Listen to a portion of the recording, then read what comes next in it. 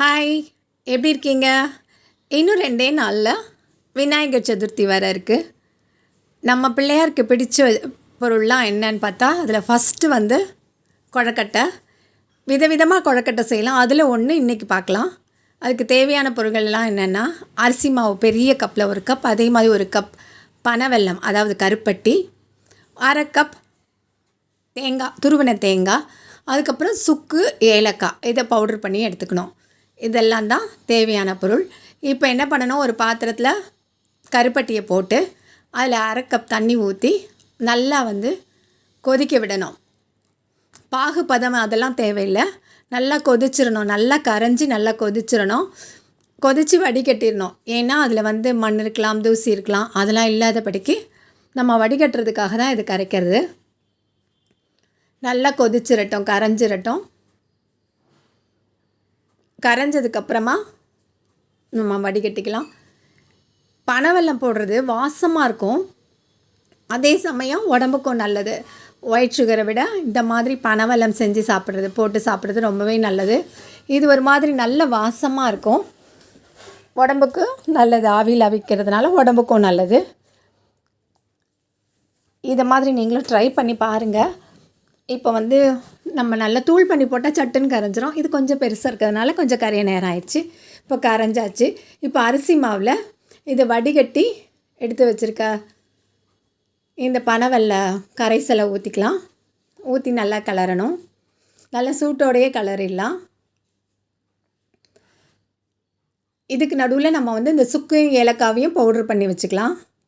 இப்போது இது கிளறும் போதே தேங்காய் துருவலையும் போட்டுட்டு, முதலே தேங்காய் துருவி வச்சுருக்கோம்ல, அந்த 1/2 கப் தேங்காய் துருவலும் போட்டுட்டு, அந்த சுக்கு ஏலக்காய் பவுட்ரு பண்ணியாச்சு, அதையும் இதோடு சேர்த்துடலாம். போட்டாச்சு. சுக்கு ஏலக்காய் வாசமாக இருக்கும், நல்லா போட்டு நல்லா மிக்ஸ் பண்ணலாம். இது கரெக்டாக இருக்கும், இந்த அளவுக்கு கரெக்டாக இருக்கும். இல்லைன்னா நம்ம அரிசி மாவு கொஞ்சம் எக்ஸ்ட்ரா எடுத்து வச்சுருந்தோன்னா நம்ம போட்டுக்கலாம்.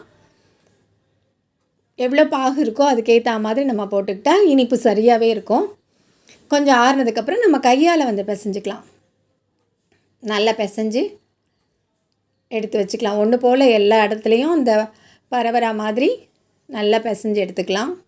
ஏலக்காய் தூள், சுக்குத்தூள் எல்லாம் கலந்து, தேங்காய் துருவல் எல்லாம் கலந்து நல்லா பிசைஞ்சிட்டு, அப்புறம் நல்லா கையால் உள்ளங்கையில் நல்லா பிடிச்சி விரலால் அமுக்கி கொழக்கட்டையாக, பிடி கொழக்கட்டையாக செஞ்சு வச்சுக்கலாம்.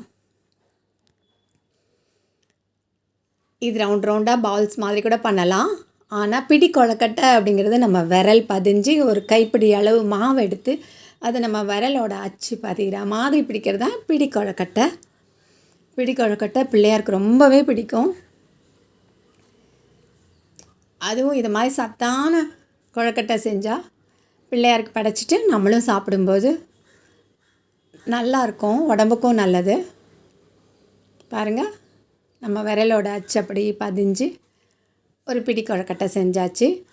இப்போது எல்லாத்தையும் பிடிச்சு வச்சுட்டு ஒரு இட்லி தட்டில்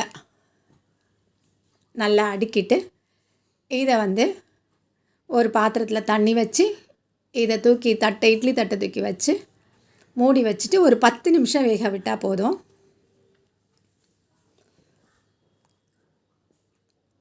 இந்த மாதிரி மூடி வச்சிடலாம். மூடி வச்சுட்டு அது பாட்டுக்கு, இல்லை குக்கரில் வைக்கணுன்னாலும் வைக்கலாம், இட்லி பாத்திரத்துலையே வைக்கணுன்னாலும் வைக்கலாம். எப்படின்னாலும் நல்லா காற்று போகாதபடிக்கு நல்லா மூடி வச்சிட்டோன்னா போதும். அது பாட்டுக்கு அப்படியே வெந்துடும். ஒரு 10 நிமிஷம் வெந்தால் போதும்.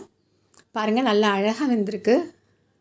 நல்லா கருப்பட்டி வாசனை நல்லா இருக்குது. ஒரிஜினல் கருப்பட்டின்னும் போது அதனோட மனமே தனி, மனமும் சுவையும் தனியாக இருக்கும். அது பாருங்கள், நல்லா வெந்திருக்கு. சாஃப்டாக இருக்குது பாருங்கள், அப்படியே நல்ல பூவாக இருக்குது. சாப்பிட்டு பார்த்தாலும் அவ்வளோ டேஸ்ட்டாக இருக்கும். இந்த மாதிரி கொழுக்கட்டை சீனி வச்சு செய்கிறத விட இந்த மாதிரி ஒரு தடவை செஞ்சு பாருங்கள். பிடிச்சதுன்னா லைக் பண்ணுங்கள், கமெண்ட் பண்ணுங்கள், ஷேர் பண்ணுங்கள். இன்னும் எஸ்ஆர் அம்மா கிச்சனை சப்ஸ்கிரைப் பண்ணாதான் சப்ஸ்கிரைப் பண்ணுங்கள். டாடா பாய்.